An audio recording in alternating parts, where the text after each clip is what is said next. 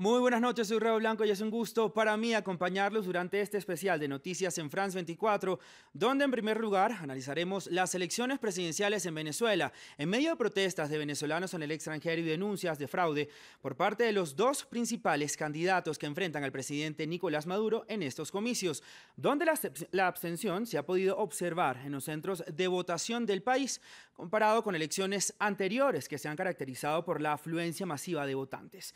Para analizar este tema, en el estudio nos acompaña Víctor Mijares, profesor de Ciencias Políticas de la Universidad de los Andes en Colombia. Profesor, bienvenido a France 24, gracias por estar con nosotros. Buenas noches. Y desde Caracas, Venezuela, nuestra corresponsal de France 24, Herminia Fernández, y nuestro enviado especial, Santiago López. Muy buenas noches, Santiago y Herminia. Ustedes que han estado desde temprano haciéndole seguimiento a estas elecciones desde la capital venezolana, ¿se siente realmente el abstencionismo en estos comicios de este año? Buenas noches, Raúl. Pues hicimos un recorrido por la capital venezolana desde las 5:30 de la mañana hasta el final de la tarde. Estuvimos en diferentes puntos de la ciudad recorriendo algunos de los centros de votación.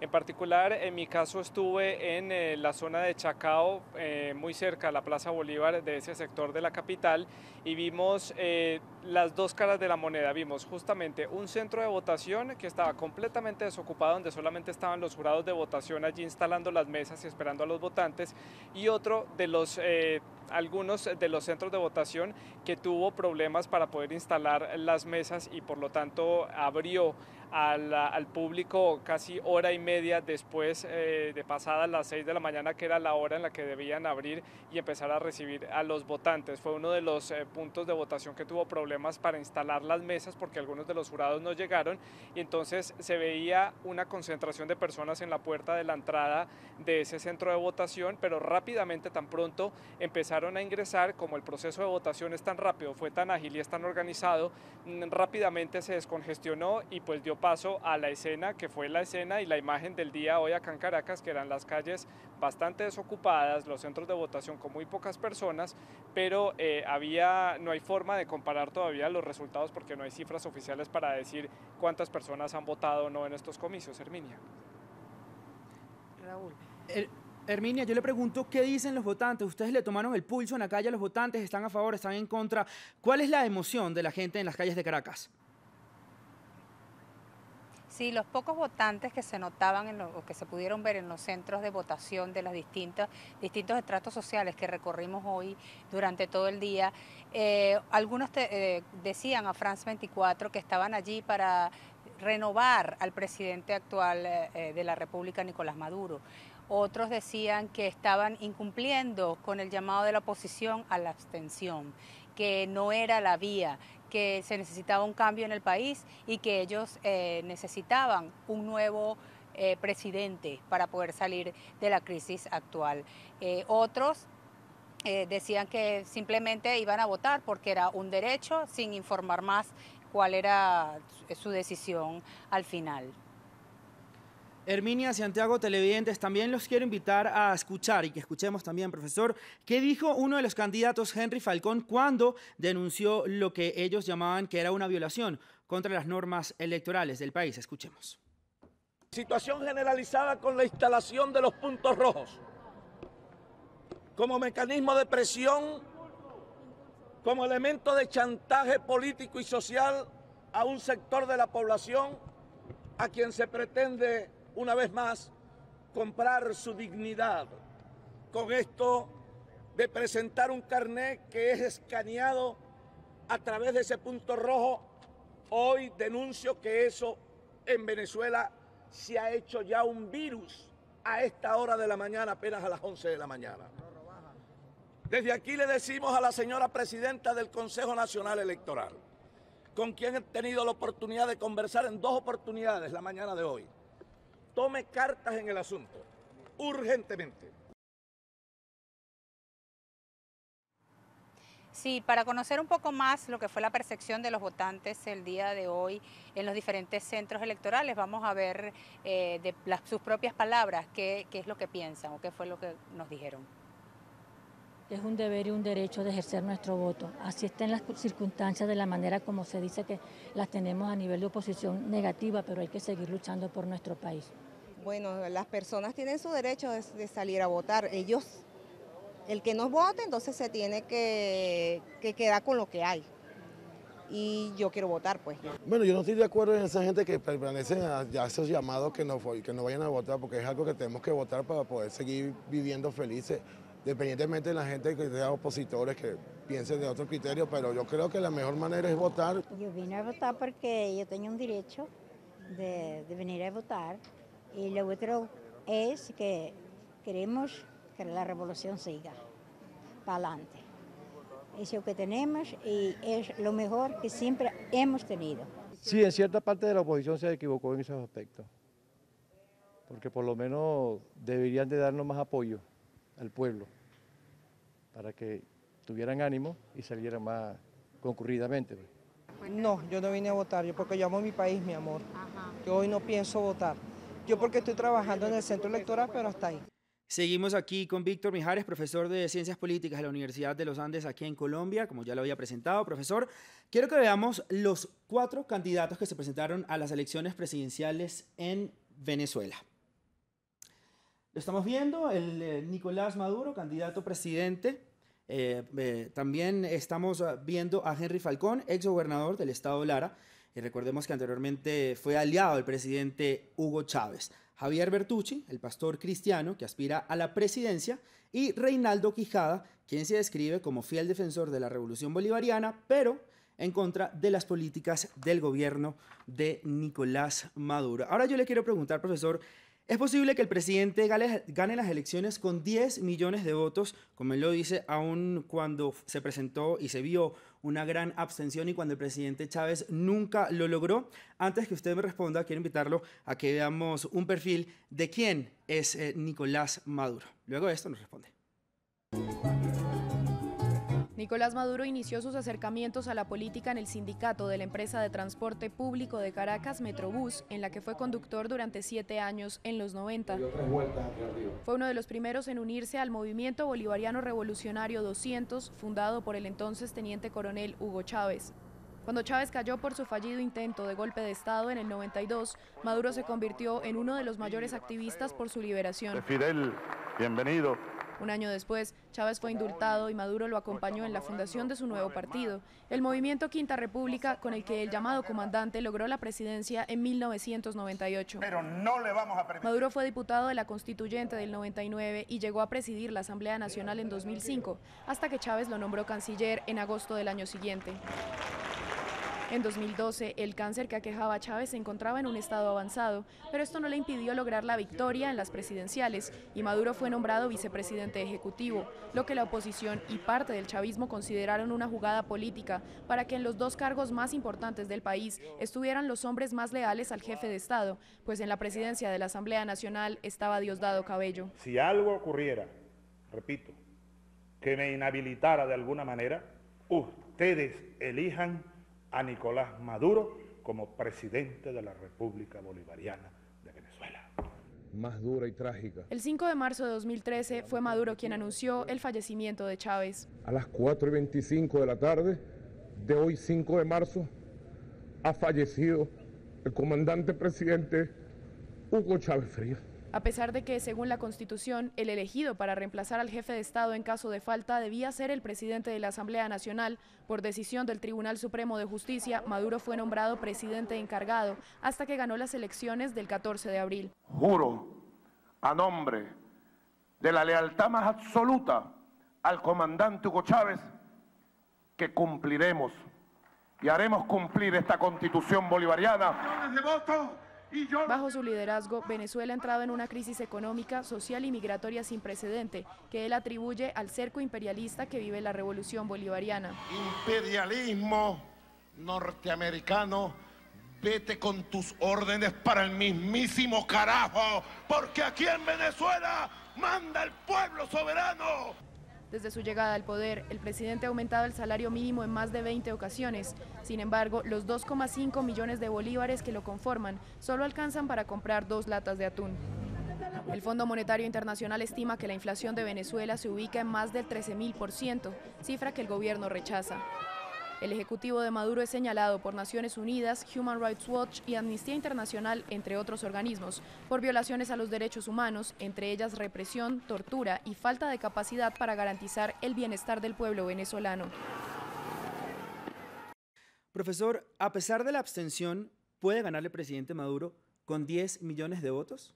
Puede ganar, pero no con 10 millones de votos, claramente. Es decir, en ningún escenario planteado en términos lógicos podría pasar esto. Ni siquiera lo logró Hugo Chávez en el mejor momento de su carrera política y de sus presidencias, y mucho menos lo puede lograr Maduro en este momento. Ahora bien, el tema de los datos y lo que termine arrojando este proceso del día de hoy, que algunos, y yo me incluyo allí, no lo podríamos llamar plenamente elecciones porque no se está plenamente eligiendo, no goza de las garantías mínimas para que podamos efectivamente creer en esas cifras. Entonces yo sería bastante escéptico con respecto a cualquier resultado, esté por encima, por debajo o en la medida de los 10 millones de votos.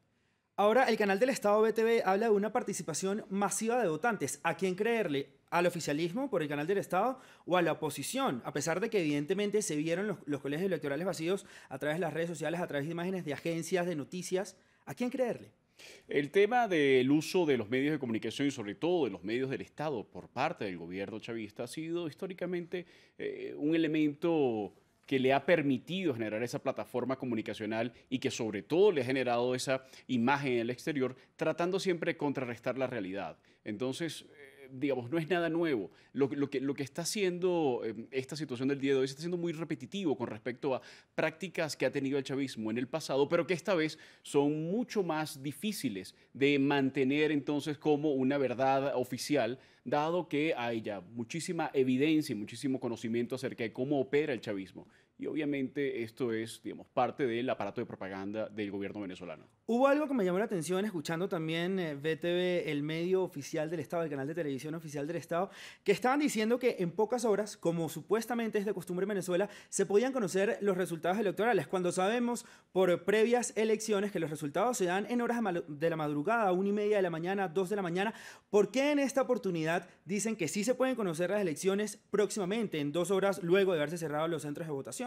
El gobierno venezolano necesita desesperadamente presentar algún tipo de resultado, presentar algo que le permita efectivamente tratar de mostrar al mundo que está haciendo elecciones y que estas elecciones son efectivamente competitivas. Ahora bien, la otra lectura que le podemos dar a esto, aparte de eso, es que simplemente no hubo la afluencia de votantes que se tenía anteriormente. No solamente porque hay un descontento marcado con respecto al gobierno de Maduro, sino porque la propia maquinaria del chavismo, que tenía esa capacidad de movilizar a los votantes, sobre todo en horas de la tarde, para poder hacer la famosa operación remate, ¿verdad?, que hacía históricamente el chavismo, ya esa maquinaria no existe, es decir, no tiene o existe y no tiene la capacidad efectiva de llevar adelante ese tipo de operativos. Entonces, en realidad, los resultados quizás estén ya listos, pero están esperando el momento oportuno para presentarlos. Ahora pasemos a hablar de Henry Falcón, quien se alejó del chavismo ya hace algunos años y ahora dice ser opositor a los ideales de la llamada Revolución Bolivariana. Veamos quién es Henry Falcón y cómo pasó de estar con Chávez a un proyecto que está en contra de esta revolución. Es el candidato de la oposición, pero hizo parte del chavismo. Henry Falcón perteneció al ejército de Venezuela durante 13 años y posteriormente se graduó como abogado. En 1994 fue uno de los fundadores del movimiento bolivariano revolucionario de Hugo Chávez en el estado Lara y uno de sus grandes colaboradores en el movimiento Quinta República. En 2000 fue electo alcalde de Barquisimeto, cargo para el que fue reelegido en 2004. Posteriormente, en 2008 ganó las elecciones regionales, convirtiéndose en gobernador del estado Lara. Fue en ese momento que inició su distanciamiento del Ejecutivo Nacional. Yo no quiero ser presidente como sea. Falcón envió una carta a Chávez oficializando su salida del partido de gobierno y se unió al movimiento Patria para Todos. Pero cuando este entró a apoyar al Ejecutivo, Falcón formó su propio partido, denominado Avanzada Progresista, que se integró a la opositora Mesa de la Unidad Democrática. En 2012 fue reelecto gobernador del estado Lara. Tras la muerte de Chávez, el 5 de marzo de 2013, Falcón fue designado jefe de campaña del opositor Enrique Capriles para las presidenciales de ese año, en las que Nicolás Maduro resultó vencedor. El país no aguanta 6 años más de Maduro. Dentro de la Mesa de Unidad Democrática, Falcón es considerado un opositor moderado, por lo que no goza de un amplio respaldo. Sin embargo, en febrero de 2018 oficializó su candidatura a la presidencia. Ahora, ¿Falcón es realmente un opositor a este gobierno? ¿Cómo queda su credibilidad política? Porque además es tachado de traidor por algunos sectores de la oposición venezolana. Bien, los gobiernos autoritarios, o cuando emprenden el camino hacia el autoritarismo, generalmente tratan de ir modelando a la oposición. Tratan de ir teniendo una oposición que sea cada vez más cómoda, ergonómicamente más cómoda a sus objetivos. Eso en ciencia política se conoce como oposición leal. En el caso de Henry Falcón, podría estar convirtiéndose en la cabeza visible de una oposición leal al nuevo autoritarismo venezolano, permitiendo de esta manera generar una imagen de que efectivamente existe elecciones, existe competitividad y que de algún modo esto le permite entonces al opositor leal ganar espacios importantes, sobre todo en un país que hay que recordar, es un país con una característica muy peculiar en América Latina. Es un petroestado y como petroestado la capacidad que pueda tener los distintos actores de la sociedad, del sistema político, del sistema empresarial para captar renta petrolera es un elemento muy importante que hay que tomar siempre en cuenta. De allí que haya tanto incentivo, en este caso es mi presunción, tanto incentivo en participar para de algún modo tener acceso a esa exigua renta petrolera y tener algún espacio político de vitalidad que le permite entonces a Avanzada Progresista convertirse ahora quizás en el nuevo partido líder de la oposición. Vamos a ver entonces qué pasa. Hablemos ahora de Javier Bertucci, un pastor evangélico que le apuesta a la esperanza por el cambio. Una esperanza que desde su postura está ligada a la fe de Dios. Tristán Ustianowski preparó el perfil, veamos. Al ritmo de las músicas cristianas. Así se calientan los mítines de Javier Bertucci, el candidato a la presidencia de Venezuela, quien predica la fe como una herramienta para salir de la crisis. El hombre de 48 años ignoró el llamado de los demás opositores a no participar a estas elecciones, al igual que Henry Falcón, otro candidato con el cual estuvo a punto de unirse. En una entrevista exclusiva con France 24, el expastor valorizó su propia trayectoria como una oportunidad de cambio para un nuevo trato a la oposición. ¿Por qué yo tendría un preso si yo no vengo de la política? Yo gano hoy y hoy mismo firmo para que todos los presos políticos sean liberados de manera inmediata. Además de las plegarias, sus actos de campaña se caracterizaron con la distribución de sopas a los participantes. En la entrevista, el candidato confirmó su deseo de autorizar un corredor humanitario en Venezuela. Mi primera acción como presidente, permitir la entrada de la ayuda humanitaria de los americanos, de los colombianos, de los brasileños, de la comunidad europea.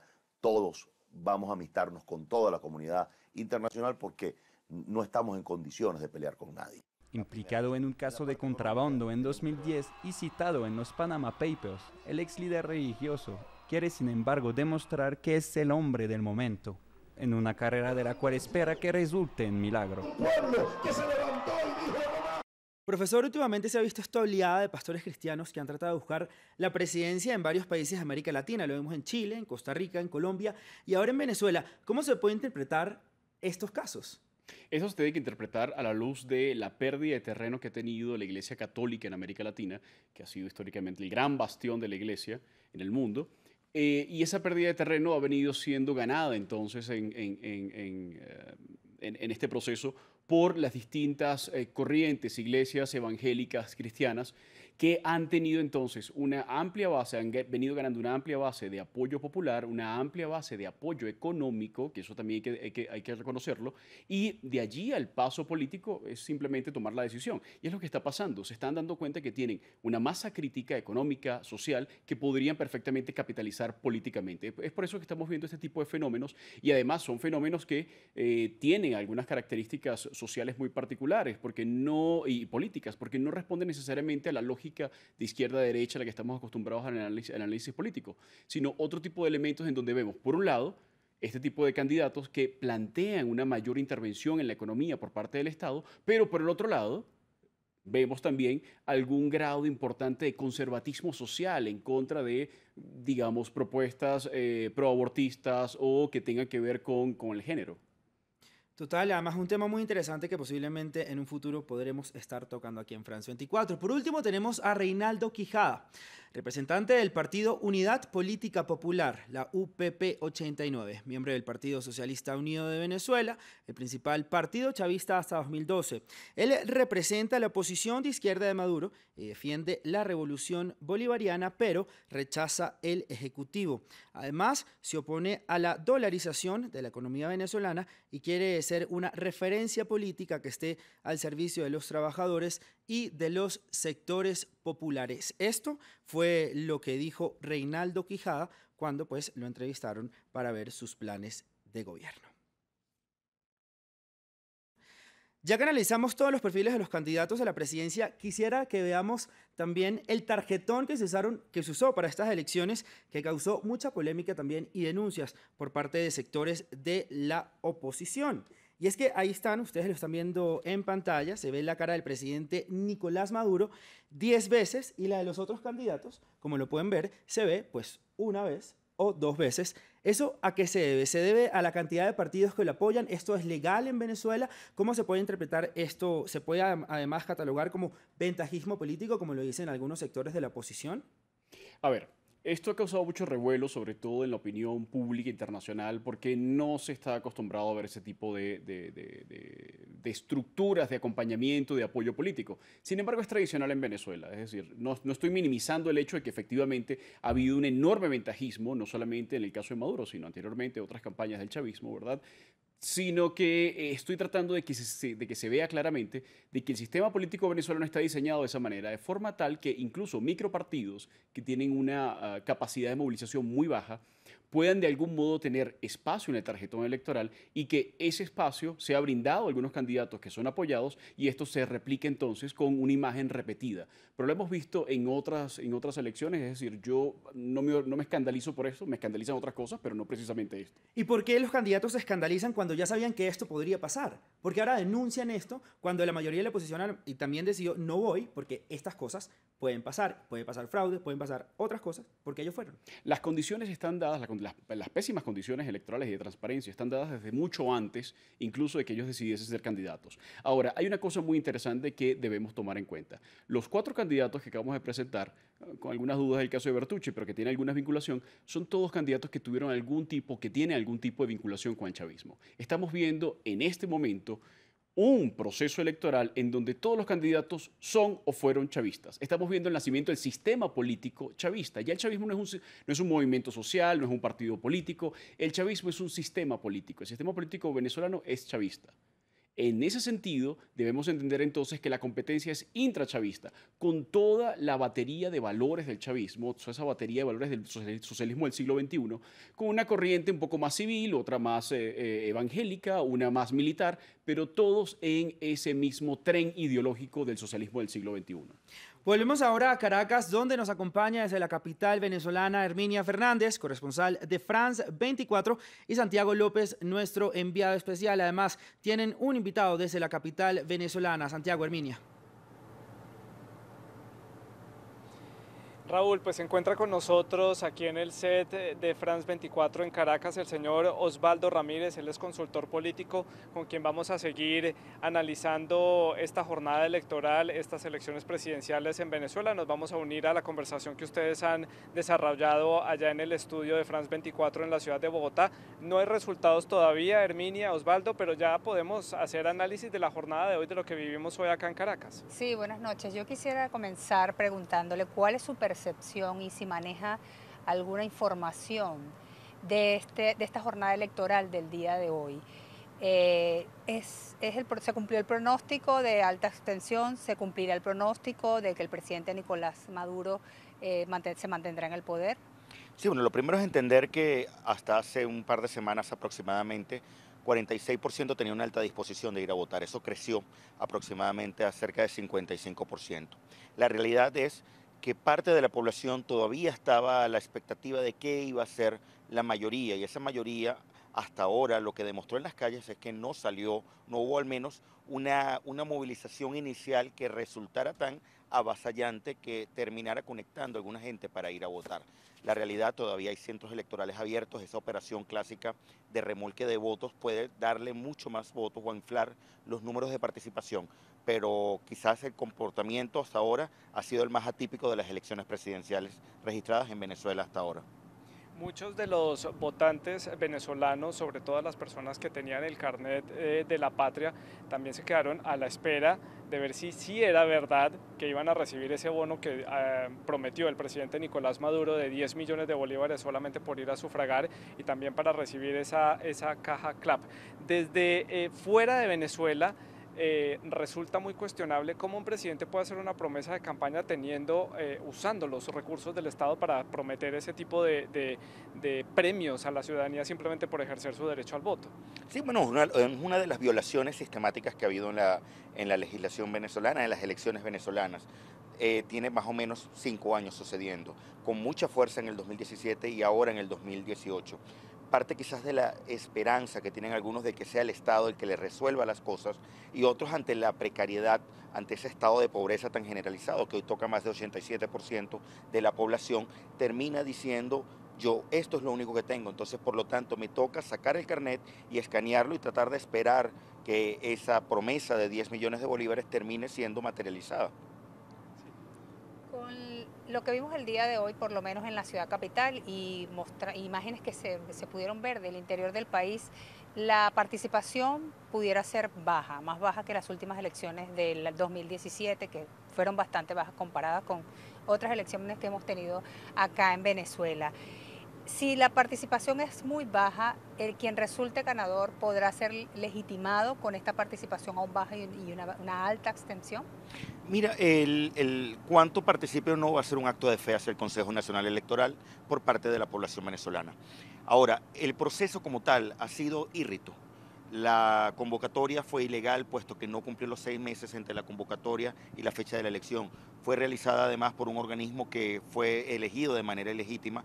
Eso no le da legitimidad al presidente electo, sea quien sea. Eso comienza a generar un problema, sobre todo en naciones, al menos 52 naciones entre el Grupo de Lima, América, Unión Europea, Japón y Suiza han indicado que no reconocen resultados. Entonces, vas a tener serios problemas de cuestionamiento internacional, pero vas a tener también serios problemas de gobernabilidad en lo interno.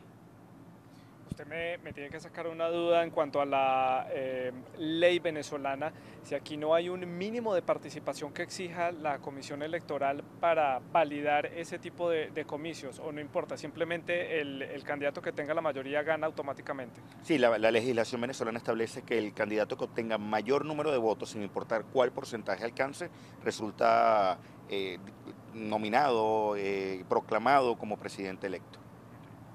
Sí, yo también quería preguntarle en el caso de la oposición. La oposición hizo un llamado a la abstención desde el principio, cuando se le puso fecha a estas elecciones. Con una abstención era probable que el presidente Nicolás Maduro, sea con una alta votación o una baja votación, ganara, si tienes esta abstención de por medio. La oposición tenía un plan previo para esperar este resultado, si es este el resultado final donde el presidente Nicolás Maduro se vuelve a convertir presidente de Venezuela. ¿Qué va a hacer la oposición ahora? ¿Cuál es el plan de la oposición? Mira, no hay una oposición, son 4 facciones de la oposición, así como hay 7 facciones dentro de la coalición gobernante, dentro del oficialismo. 2 facciones llamaron claramente a la abstención y al no reconocimiento de un proceso electoral considerado írrito de alguna manera. Parte del plan tiene que ver con cómo tú sigues generando, no solo en lo externo del país, toda la dinámica internacional que viene dándose, de alineación de muchas naciones para presionar al gobierno en términos económicos, diplomáticos y financieros, sino también generar esa presión a lo interno para forzar un proceso de negociación que conduzca a un proceso de elecciones libres, justos y transparentes. Ese es el plan de la oposición inicialmente. Y eso viene acompañado con claramente transitar el dolor del pueblo venezolano en la protesta, en la carencia, en el colapso de los servicios. Entonces quizás esta ruta, ahora con mucha más fuerza, puede darle una nueva energía a algunos líderes que hoy están trabajando desde el exilio. Pero son unos líderes que se están enfrentando ahora, y tal vez retomo un poco las palabras de nuestro invitado en el estudio, que se las repito acá porque usted no estaba oyendo por el apuntador, y él dice que estamos ante un primer escenario de un sistema político chavista, que esto no es simplemente un partido, una fuerza política que se enfrenta en unos comicios contra otros partidos, sino que ya es un sistema instalado y que en esta ocasión se enfrentó con unos partidos que pues tienen más o menos la misma línea a grandes rasgos, porque algunos de los que se enfrentaron en estos comicios son disidentes de este Partido Socialista Unido de Venezuela, y ahora se enfrentan en los comicios. Entonces estamos ante un sistema político que se está instaurando, que se está afianzando pese a las críticas, pese a la situación y pese a la abstención que se vivió hoy. Sí, desde el año 2016 el Estado, el partido y el gobierno están fundidos en un solo aparato. Ese aparato forzó unas condiciones electorales de escoger quiénes son los candidatos, de escoger cuáles son los partidos que participan y de generar una situación entre parte del chavismo disidente versus un chavismo duro, que además ya deja de ser un chavismo. Estamos en el tránsito de un madurismo y el abandono de ese chavismo claramente en lo electoral, en la narrativa, en la propaganda y en el accionar diario de la política. El reto para la oposición es cómo generar una acción que involucre a disidentes del oficialismo, a esos huérfanos y viudas de Hugo Chávez, pero también a toda la sociedad civil y a todos los partidos políticos que están claramente adversando al régimen en este momento. Pero dentro de ese chavismo que se está transformando en madurismo, también el oficialismo tiene como reto mantener en sus filas a los seguidores de Chávez, porque algunas personas no están de acuerdo con Maduro, pero sí están de acuerdo con un proyecto socialista, pero no compran este socialismo que está vendiendo Maduro. También es un reto para el oficialismo entonces mantener a la gente en sus filas. ¿Se puede fragmentar? ¿Usted lo ve así? Sí, mira, hay dos grandes condiciones. Un primer nivel es el nivel de las coaliciones y de las facciones de poder que hacen vida. El reto de Nicolás Maduro es, si sigue satisfaciendo a una gente que pide controles, que tiene un modelo de Estado comunista, centralista, de mayor control, de meterse en la vida diaria de la gente, o trata de satisfacer a la gente que aspira a un modelo de capitalismo de Estado, al modelo chino. Ese es el gran reto que él tiene en el gran juego. En lo micro es cómo satisfacer a parte del electorado, a parte de la población que está obligada a bailar el juego, a bailar la canción que el gobierno toque en función de pertenecer, de acceder a esos esquemas clientelares, pero por otro lado a la presión que puede generarse por efectos del colapso, por efectos de gente que aspira a que el Estado sea el que pueda resolver. Sí, yo también quería preguntarle, en el caso de que un supuesto de que un candidato como Henry Falcón o como Javier Bertucci resultaran ganadores en un terreno donde la oposición dice que no va a reconocer gane quien gane porque no acepta estas elecciones, y también la comunidad internacional dice que no los aceptarán. ¿Qué pasará? ¿Qué viene después? Si va a ganar alguien que no es Maduro, ¿se mantendrá la misma postura de parte de la oposición y de parte de la comunidad internacional? Mira, hay una realidad para Javier Bertucci y una realidad para Henry Falcón. La de Javier Bertucci logró comerse probablemente un fragmento importante de la torta, y eso le puede dar pie para entrar en la escena de la política nacional. No obstante, el desconocimiento que pueda haber por su origen termina siendo una situación que le lleva claramente a decir, mi futuro me lo juego en función de cuánto pueda yo decir en este momento, y hasta ahora pudiéramos estar hablando que al estar prácticamente el tercero al menos en lo que indicaban las encuestas previamente, partía con esa posición, pudiera llevar a la gente a una posición bastante clara de decir si reconoce o no reconoce, y eso le da una estatura moral. En el caso de Falcón, tiene la obligación de tender puentes en lo internacional y tender puentes hacia la oposición que bien, un fragmento de la oposición que bien puede invitarlo a sumarse a las filas para tratar de montar a todo el que adversa al gobierno en generar ese cambio político. Sí, Bogotá me da unos segundos más. Yo quiero extender un poco más esa pregunta que ha hecho Herminia, porque mañana va a haber un presidente en Venezuela, sea cual sea, oposición o sea Maduro, y hay muchos países que no lo van a reconocer. Entonces, ¿cómo queda Venezuela en el escenario internacional con esos compromisos que tiene a nivel económico, con esos acuerdos comerciales que tiene con otros países? Santiago, con, te interrumpo. Participación en el Mercosur Santiago. suspendida. Realidad, un país aislado, un país que va a tener el aumento de sanciones de manera importante a funcionarios. Probablemente vamos a ver el cerco económico para la compra de comida y que termina siendo una herramienta de control social. Pero vienen tiempos bien complejos, lamentablemente, para quien resulta electo presidente.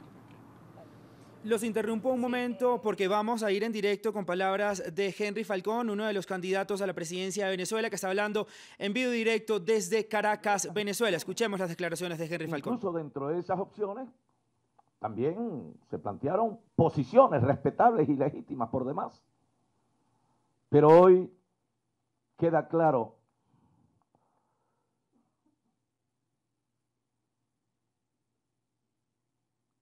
que esa propuesta en algún sector del país y del mundo de convocar a buena parte de sus ciudadanos a la nada, a la abstención, sin duda alguna ha dejado atrás una posibilidad extraordinaria, muy útil en su momento, de darle cauce cierto a esta tragedia que vive Venezuela. La abstención, que como ustedes saben, la abstención también incrementa la eficacia de la trampa. Mientras más abstención, más posibilidades de control, de manejo absoluto de un gobierno que está acostumbrado a esto, a la trampa, a la manipulación, a la coacción, a la presión, a jugar con la dignidad de los otros, fundamentalmente de los pobres. Y cuando hablo de los pobres, ahora hablo del hambre, de la situación de miseria en la que se encuentra por lo menos el 84% de nuestros hermanos venezolanos.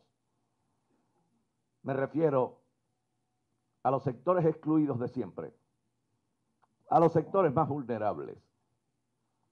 Y fue por ello que al inicio de todo este proceso se plantean serias dificultades en esto de reconocer al ente rector como una institución confiable para llevar adelante un proceso electoral como este. Y de allí que nosotros incluso propusimos un acuerdo de garantías electorales, ustedes lo reconocen y lo recuerdan. Ese acuerdo de garantías electorales planteaba un conjunto de normas que debían ser atendidas por el gobierno, por el Consejo Nacional Electoral y por las partes en la contienda. Recordemos aquella necesaria observación y todas las diligencias y las gestiones que hicimos para lograr la presencia de Naciones Unidas, de la Unión Europea. Fueron reuniones con embajadores, con funcionarios de gobierno, conversaciones telefónicas, mensajes, etcétera. Todo un esfuerzo para generar esa confianza que demandaba la mayoría de la población. Vista tal circunstancia, en ese acuerdo de garantías hicimos énfasis en 5 elementos que siempre desarrollamos en cada espacio donde tuvimos la posibilidad de presentar nuestro programa como alternativa de gobierno en un país sumido en una gran crisis como el nuestro Venezuela. Decíamos, para adelantar un proceso verdaderamente transparente en Venezuela, confiable, que permitiera resultados de acuerdo a las expectativas de la gente, dijimos es necesario, señores del Consejo Nacional Electoral, afianzar en 5 elementos que son claves. 1, el control político y social a través de los programas que se adelantan del gobierno y terminan siendo ejecutados por el partido de gobierno. Me refiero al control que se tiene sobre buena parte de la población con esto que conocemos como el carnet de la patria. Los puntos rojos, el voto asistido, el cierre de centros, la presencia del testigo y otros elementos que son perturbadores del proceso. Ahí lo tenían ustedes en pantalla, era Henry Falcón, uno de los candidatos, de los principales contendores al presidente Nicolás Maduro. Profesor, la abstención, como le dijo Henry Falcón, que incrementa la trampa del gobierno, como dijo que ellos estaban acostumbrados a hacerlo. También habló de la oposición. ¿Dónde está el liderazgo de la oposición venezolana en este momento? Bueno, como dijo bien Osvaldo Ramírez desde Caracas, la oposición venezolana son en realidad por lo menos 4 bloques en este momento y no podríamos entonces identificar claramente qué es la oposición venezolana.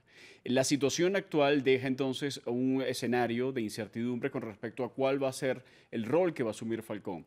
Hay una cosa muy interesante que se está dando acá, que por ser interesante no es sorpresiva, y tiene que ver con el hecho de que Henry Falcón está efectivamente atribuyéndole su derrota, está prácticamente admitiendo una derrota, atribuyéndosela a la abstención y diciendo que fueron llamados hacia la nada, hacia el vacío, aquellos que convocaron a la abstención. En realidad, la convocatoria de la abstención vino también por parte de una opinión pública generalizada que veía con muy malos ojos la posibilidad de ir a unas elecciones con el actual CNE en las actuales condiciones porque no existían las garantías. Él mismo está hablando de garantías, él está consciente de que no hubo esas garantías, ese acuerdo de garantías electorales no fue cumplido ni por el CNE ni por el gobierno venezolano y sin embargo él participó. Entonces hay que, digamos, ver esto también a la luz de las acciones y decisiones que ha venido tomando Henry Falcón hasta el momento.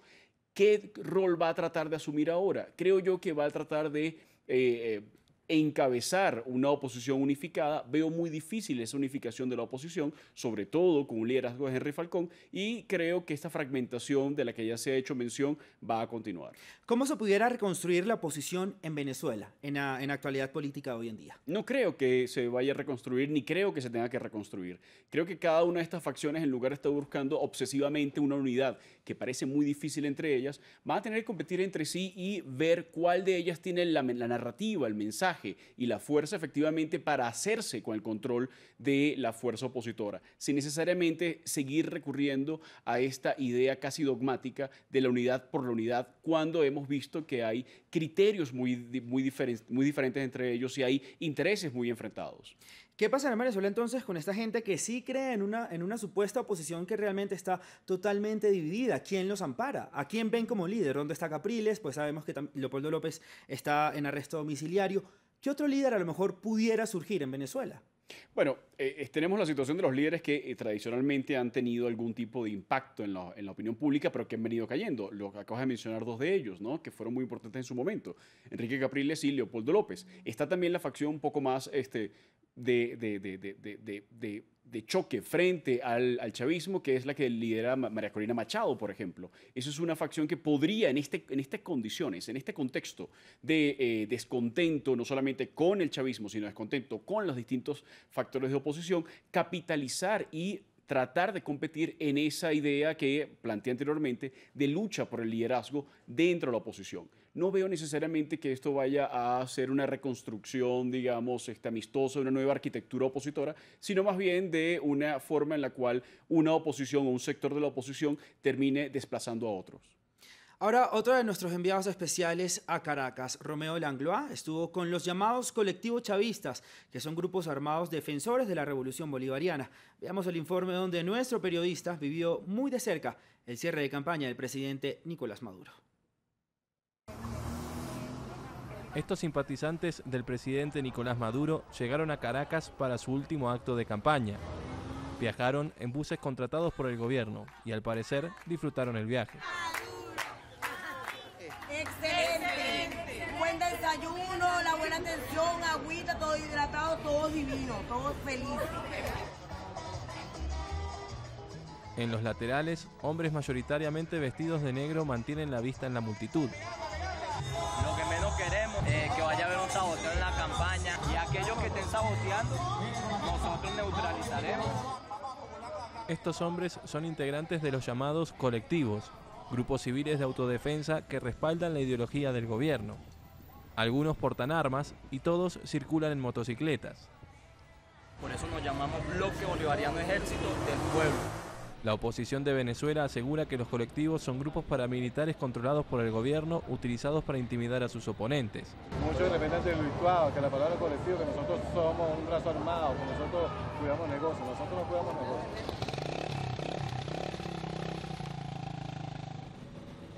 Los integrantes de los colectivos se llaman a sí mismos guardianes de lo que denominan Revolución Bolivariana, iniciada por el fallecido presidente Hugo Chávez, que murió en 2013. Nosotros hoy estamos en apoyo, simple y llanamente en apoyo, recorriendo las calles junto al pueblo como lo hacía el comandante Chávez. Hoy más que nunca es necesario vencer ante los ataques de la derecha fascista.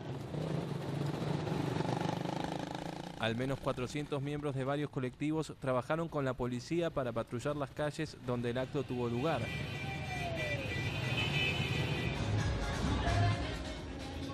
Se desarrolló sin problemas y Maduro celebró su acto final de campaña. El Ejército del Pueblo, como ya lo decía allá uno integrante del colectivo chavista. Ahora le pregunto, ¿estos colectivos se le salieron de las manos al gobierno? Es decir, ¿todavía el gobierno tiene el control sobre ellos? Yo soy de los que cree que realmente hay control todavía sobre los colectivos. El problema es que los colectivos no tienen una capacidad, digamos, de organización al estilo de las Fuerzas Armadas o fuerzas paramilitares o fuerzas guerrilleras que conocemos. Es decir, estos colectivos tienen una estructura muy laxa, muy flexible, e incluso se ha dado confrontación entre colectivos y confrontación entre cuerpos policiales y los colectivos. Entonces, la función que ellos cumplen es básicamente una función de choque en donde no se involucra a las fuerzas, digamos, que legalmente tendrían responsabilidad, que serían fuerzas militares y fuerzas policiales venezolanas, y estos colectivos cumplen entonces esta función. Pero la forma de control sobre ellos es precisamente esa fragmentación, que no les permite entonces constituir un solo cuerpo. Esa idea del ejército del pueblo en realidad no es un solo ejército del pueblo, son muchas facciones que controlan distintos sectores populares dentro de las ciudades más importantes del país, principalmente el oeste de Caracas, y esa fragmentación también ayuda al gobierno a tener cierto control sobre ellos. Ahora, del otro lado de la moneda, recordamos que en estas elecciones anticipadas, la principal coalición de la oposición, la Mesa de la Unidad Democrática y el Frente Amplio Venezuela Libre, rechazaron participar y llamaron a los venezolanos a abstenerse, ya que culpan al Consejo Nacional Electoral de estar a las órdenes del gobierno del presidente Nicolás Maduro. Nuestros periodistas, también enviados especiales, Claire Peclan y Romeo Langlois, siguieron a uno de estos opositores en las calles de Caracas. Veamos. ¿Cómo está, hermano querido? No podemos ir a votar el domingo porque es hacerle el juego a esta gente. Este diputado opositor trata de convencer a los venezolanos de no ir a votar para las elecciones presidenciales. Hermano querido, ¿cómo está la cosa? Cero votación, ¿ok? Bueno, chao, buenos días, pásenla bien, pásenla bien. No hay autonomía de poderes. Y el Consejo Nacional Electoral ya tiene todo garantizado y todo montado para que sea un proceso fraudulento. Por eso no voy a votar. Acusa al presidente Nicolás Maduro de destruir a la economía y de fomentar la corrupción. Este sinvergüenza que está aquí, que le ha hecho tanto daño al país, se roba el dinero de los venezolanos y con un afiche de eso nosotros pudiésemos hoy alimentar a muchos niños de Caracas o de Venezuela que están pasando hambre. Ese es un delincuente. Pues chico, ¿qué te pasa, mano? Vamos a salir de esto, ¿ok? Quédate tranquilo. Richard Blanco es la mano derecha de Antonio Ledesma, el exalcalde de Caracas, quien se exilió a España tras estar acusado de preparar un golpe de Estado en contra del presidente Maduro. Y Ledesma estuvo 1000 y pico de días presos sin que haya cometido un delito, siendo el alcalde reelecto con mayor votación de Venezuela. Y se tuvo que ir, se tuvo que escapar, salir fuera de la frontera para ahora en la diáspora informarle al mundo entero lo que está ocurriendo en Venezuela. Alcalde Ledesma, buenos días, alcalde, ¿cómo está? Todos los ciudadanos que enfrentamos la dictadura estamos corriendo riesgo. Los ciudadanos que protestan en los hospitales y que son asediados por los grupos violentos, los estudiantes que también son perseguidos, diputados, parlamentarios que son agredidos a las puertas del Parlamento, es decir, que todos los días se incrementa el riesgo, pero es un esfuerzo y un sacrificio que vale la pena hacer para defender nuestra democracia. El mismo Richard Blanco estuvo encarcelado 7 meses. Tenemos fe, tenemos esperanza. Dice que rechazar a estas elecciones es parte de una lucha para la liberación de otros presos políticos. Grupos defensores de los derechos humanos estiman que hay al menos 600 en Venezuela. Una pregunta muy clara. ¿Cómo la división de la oposición juega en su contra? Va a jugar y si juega y va a seguir jugando en su contra en dos niveles. Frente al electorado que no tiene entonces ningún referente único al cual dirigirse, o un referente dominante, que diría yo es el mejor término en este caso, y frente al sistema internacional en donde no habrá interlocución, en donde no habrá una idea clara sobre quién va a apoyar cualquier tipo de medida que se tome en el caso venezolano. Volvemos a Caracas con Santiago López, nuestro enviado especial a la capital venezolana, para saber la opinión del señor Ramírez sobre esta división de la oposición que ha sido tan cuestionada. Señor Ramírez, pues lo que uno no entiende con la oposición venezolana es que teniendo un objetivo común, ¿por qué está tan fragmentada y por qué no logra tener un punto de acuerdo, un punto de unión concreto teniendo un objetivo tan claro?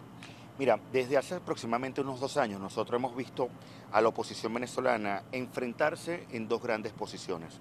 Los que aspiraban al cambio de manera maximalista, ya, calle, organización, presión. Sí, vamos a volver en unos minutos con Santiago y Herminia desde Caracas, profesor, pero ahora quiero que veamos unos mapas que hemos preparado en nuestra redacción que muestra cómo ha cambiado la posición de los gobiernos de América Latina con respecto a Venezuela. Tenemos en el año 2010 el panorama casi completamente rojo.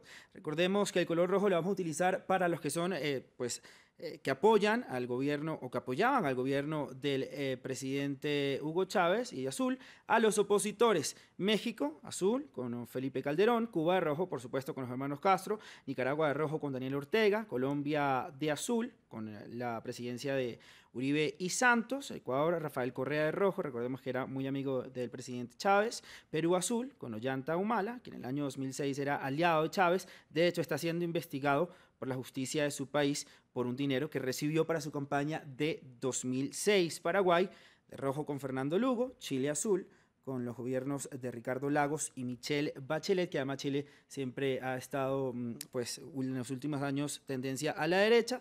Brasil, por supuesto, rojo, con el gobierno de Lula da Silva; Bolivia con Evo Morales rojo; Uruguay rojo, Pepe Mujica, pues ahí también se pudiera decir que pudiera ser un rojo un poquitito azul; y Argentina rojo con el gobierno de Cristina Fernández posterior al de Néstor. ¿Usted qué opina de este mapa, profesor? ¿Y cómo podemos ver además también el cambio que se puede ver a lo mejor este año? ¿Por qué en el año 2010 y antes, evidentemente? O sea, estamos agarrando aquí un pico de los años donde estaban todos estos aliados del chavismo. ¿Por qué se dio este fenómeno en América Latina en esos años? Yo te invito e invito a todos los que nos están viendo en este momento que veamos este mapa y nos demos cuenta de algo muy interesante. Allí pueden ver en azul dibujado perfectamente la Alianza del Pacífico.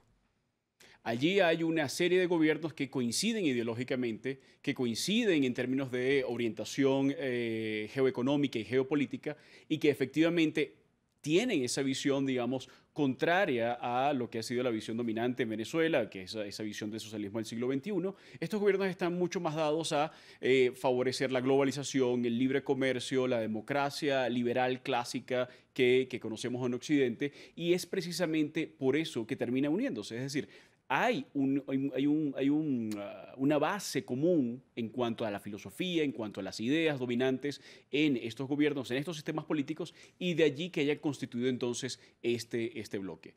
El resto, obviamente, forma parte de aquel bloque que quería, digamos, fomentar esa idea de la unidad suramericana Los con... países del ALBA. Sí, países del ALBA más Mercosur, claro. Es lo que estamos viendo en rojo. Países ALBA más Mercosur, y de alguna manera el núcleo duro de la ya casi extinta UNASUR. Entonces, estamos viendo que efectivamente hay no solamente una diferencia en cuanto al tema venezolano, sino que hay, de base, de sustrato, una diferencia en cuanto a las visiones geopolíticas y geoeconómicas dominantes en América Latina. Ahorita seguimos analizando esto porque da mucho más para hablar. Además, quiero que vean ustedes y los televidentes el contraste con este año. Pero quiero volver nuevamente a Caracas con Santiago Herminia y nuestro invitado Osvaldo Ramírez. Santiago, estoy contigo. Adelante, Herminia. Sí, bueno, vamos a continuar la conversación con el señor Osvaldo Ramírez. Yo quería, ahondando en el tema de la oposición, hoy hablábamos con uno de los votantes y decía que era opositor y que estaba en contra de la abstención y que estaba en contra de que la oposición hizo este llamado a la abstención, que estaban cansados que la oposición no tomaba las medidas acertadas para salir del gobierno de Nicolás Maduro. Necesita reinventarse la oposición, son muchos años de desunión, son muchos años sin poder lograr esta unión que necesitan, este bloque que necesitan. ¿Qué es lo que debe hacer la oposición para que sus seguidores estén contentos y para que logren definitivamente conseguir ganar el poder? Digo. Mira, hoy se acaba un capítulo. La oposición durante los últimos 2 años se había debatido entre la tesis maximalista y una tesis minimalista. Esa maximalista decía, no puedes esperar a que acabe, a que el gobierno destruya todo, tienes que ir por el cambio ya, presión interna, para poder generar los procesos de manera importante de quiebre de la coalición gobernante, tanto en lo civil como en lo militar. El otro grupo de esa tesis minimalista indicaba, vamos poco a poco a tratar de, participando en elecciones, alcanzar el poder. El año pasado la muestra más importante, en donde además hubo fraude en las elecciones de gobernador, en donde a nivel de la Asamblea Nacional Constituyente se anunciaron unos resultados que nadie creyó porque efectivamente no hubo esa participación en la calle. Esas dos tesis terminaron colisionando el día de hoy y el 20 de mayo termina dándole la razón, y la crisis humanitaria termina dándole la razón a todo ese fragmento, a todo ese grupo de la oposición que terminaba siendo mayoría y que indicaba hay que ir por ese cambio ya y hay que aspirarlo en la calle. Quizás la etapa más compleja que viene ahora es de renovación de liderazgos y entender que solo entre presión internacional y presión interna vas a poder lograr esos cambios. Yo quería hablar precisamente de esa presión internacional y son las sanciones que han impuesto varios países de la región, Panamá, Estados Unidos y otros países europeos, que han presionado la economía venezolana. Pero ese tipo de sanciones las hemos visto también en Irán, las hemos visto en Cuba, las hemos visto en otros países del mundo y los regímenes de esos países continúan en el poder. ¿Sí surten efecto este tipo de medidas económicas? Miren, en el caso venezolano sí ha habido efecto. El efecto importante es porque le cortaste la capacidad de financiamiento internacional a un régimen que estaba acostumbrado al endeudamiento. Hoy no puedes endeudarte. Luego tú tienes una caída importante de la producción petrolera. Esa caída de la producción petrolera te genera a ti la imposibilidad material de poder generar un flujo de caja para comprar a la gente y mantenerla cohesionada mediante un esquema clientelar de alimentos, de miedo, de taxis gratis, de dádivas. Hoy el cambio más importante viene asociado a que las sanciones contra individuos buscan cortar de lleno toda la capacidad financiera de esos testaferros, de esas personas que son las caras visibles de otros altos actores del chavismo y tratar de bloquear, como lo que hubo recientemente en Cartagena, Colombia, en donde hubo una incautación importante de cajas de alimentos vencidos que le iban a dar a la población venezolana, buscar frenar ese tipo de acciones para tratar de generar una presión importante al gobierno de Nicolás Maduro para generar ese proceso, obviamente posterior de negociación. Pero es que hemos visto un cerco internacional a nivel económico de Venezuela desde hace muchos años, hemos visto cómo el precio del petróleo se cae, vemos ahora las sanciones, pero vemos ahora en los comicios que siguen repartiendo cajas y siguen dándole bonos de 10 millones de bolívares a los habitantes. ¿Hasta dónde llega la resistencia de la economía venezolana? Digamos, como se dice vulgarmente, ¿hasta dónde está el chorro de los billetes para que la economía siga sosteniendo a ese régimen que utiliza los fondos públicos para mantenerse en el poder y comprando el gusto del pueblo? Es infinito, en tanto y cuanto el gobierno tenga la decisión de imprimir dinero que no tiene base. Esa es la hiperinflación que estamos viviendo. Para tener idea de la magnitud, Fondo Monetario habla de 13.000% anualizada la inflación. Indicadores de una firma como Ecoanalítica en Venezuela da cuenta de una inflación interanual que supera 18.000%. Pero si uno solo tomara el último mes, en el último mes la inflación en alimentos y bebidas ha sido de 137%. Cuando anualizas eso es 3 millones% de inflación solo en comida. Cuando ves todos los indicadores, eso te habla de 148.000 de inflación. Son números que gente dice, bueno, no lo comprendo, no lo entiendo. Eso es la economía que viene, de gente que no va a tener la capacidad de poder comprar, de gente que no va a tener la capacidad de llevarle el ritmo, así gane en dólares. Y si esté protegido, vas a tener inflación incluso en moneda dura. Estas sanciones que están afectando a la economía del país y al gobierno de Venezuela, de ganar el presidente Maduro el día de hoy nuevamente, tenemos casi la certeza de que van a ser más fuertes aún. ¿Podrá el gobierno soportar, por ejemplo, digamos, pongámoslo hipotéticamente, un embargo de petróleo de parte de Estados Unidos o parar la venta de petróleo, de la compra de petróleo, perdón, de parte de Estados Unidos, como lo han amenazado, digamos, los americanos? Si esto pasa, la economía de Venezuela ya se vería en peores condiciones. Esto es fácil de venir. Añado yo a eso también que China ya no está prestándole tanto dinero a Caracas tan fácil. Exacto. Rusia tampoco se ha mostrado ya muy accesible y muy cercano para prestar más dinero. Sí, fíjense, la realidad es, hoy Venezuela está produciendo aproximadamente 1.470.000 barriles día, ¿ok? De ese 1.470.000 barriles día, tienes aproximadamente 1 millón de barriles que no generan factura, que no generan caja. ¿Por qué? Porque se los debes a los chinos, se los debes a los rusos por préstamo de dinero, a los hindúes, lo pagas, lo das en Petrocaribe, lo envías a Cuba. Primer detalle, solo facturas 495.000. Hoy tú tienes un pseudo embargo petrolero a través del cobro que está generando la transnacional ConocoPhillips, pero en la fila tienes a transnacionales como ExxonMobil, Rusoro, que es la minera canadiense, tienes a Agroisleña, que es una compañía de corte español, tienes al menos 31 compañías, más los tenedores de bonos de PDVSA y de la República que están en default. La realidad, tú no tienes necesidad de un embargo petrolero, tú tienes de facto un embargo petrolero por la mala capacidad de pago del gobierno. Eso puede generar mayores problemas, eso le genera problemas a un gobierno en tanto pueda depender exclusivamente de eso. Y aquí Nicolás Maduro y el régimen ha estado girando a tratar de colocar oro, a tratar de sacar diamantes, a tratar de vender coltán, torio, entre otras cosas, para tratar de generar un flujo de caja que le permita mantener parcialmente el poder. Acá los venezolanos suelen decir, no vamos a llegar a peor, Herminia, ya hemos tocado Santiago. el fondo.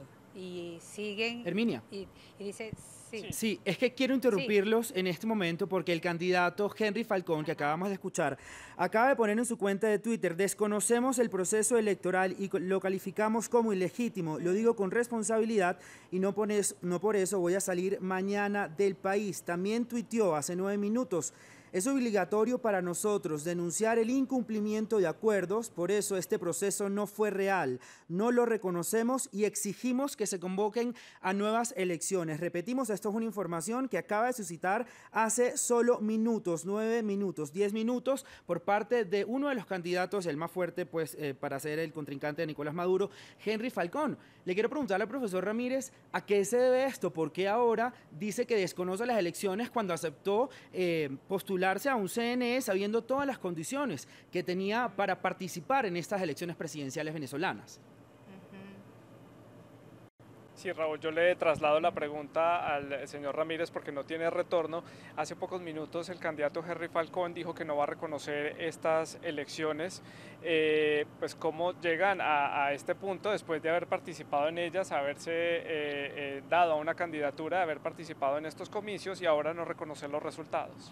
Mira, es la crónica de una muerte anunciada. Quizás es el camino que pueda estar tomando Falcón para tratar de tender puentes hacia la comunidad internacional, tender puentes hacia la mesa de la unidad, pero lamentablemente hay gente que no le cree. Aquí hay un problema de credibilidad interna para el elector que le indica por qué participaste si nunca estuvo el diseño para que fuera una elección libre, justa y transparente. Lo vas a hacer a horas o a minutos de que efectivamente emitan un resultado y en donde se volvió a ver el voto asistido, el ventajismo, la compra de electores, el diseño de amedrentamiento constante del elector para favorecer a una opción determinada.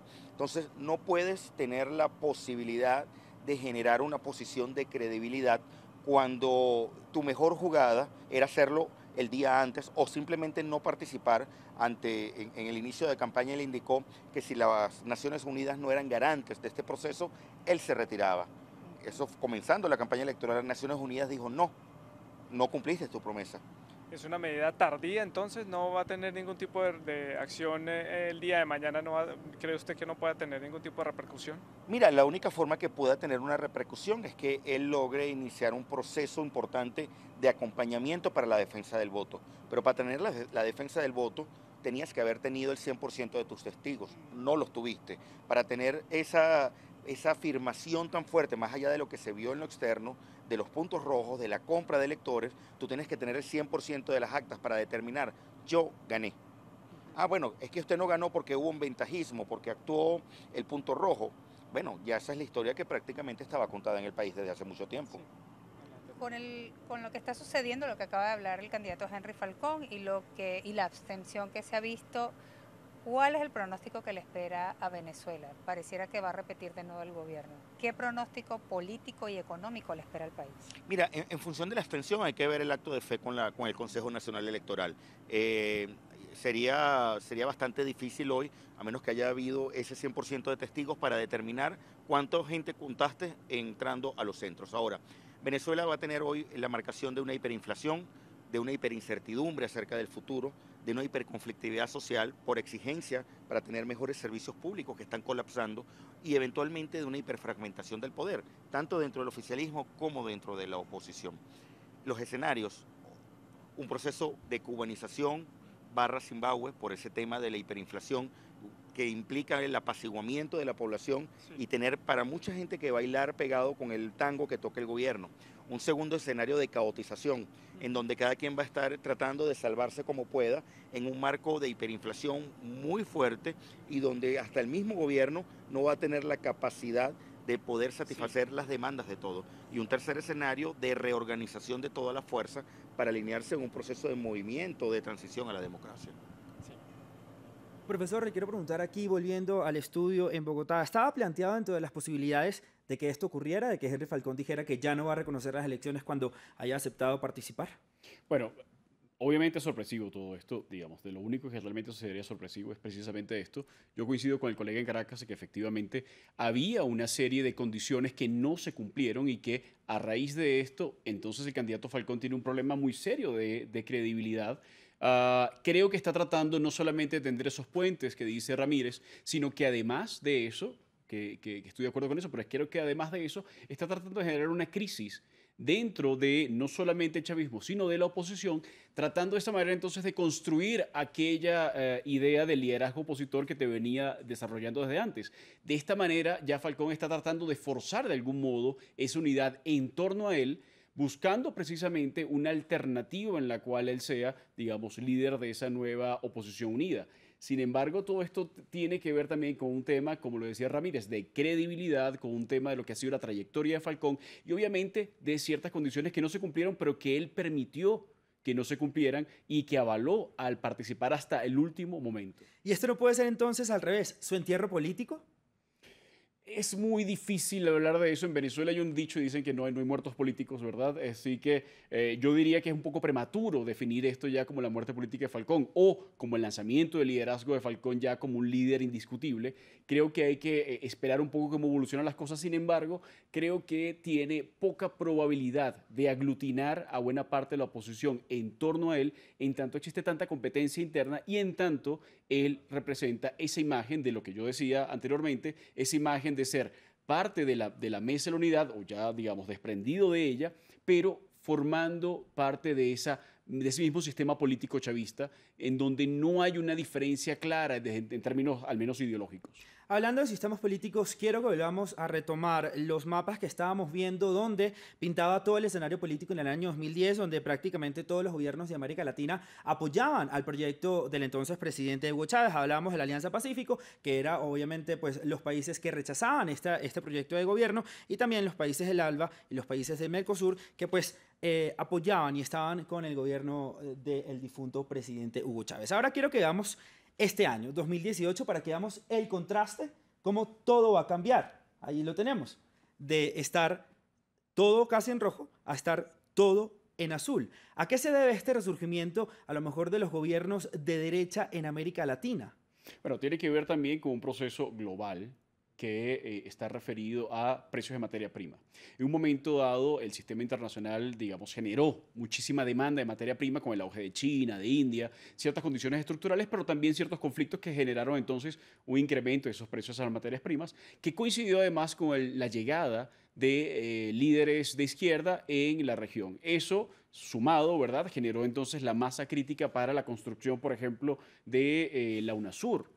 Sin embargo, estamos viendo entonces un reflujo en términos de materia prima. Estamos viendo cómo el sistema generado por Odebrecht en esa alianza con el Partido de los Trabajadores generó una red de corrupción que salpicó a todos estos gobiernos y hemos visto la caída de esos liderazgos. La caída de esos liderazgos ha generado entonces un reflujo y, por supuesto, un movimiento del péndulo en otra dirección. Y esa dirección es hacia la derecha política.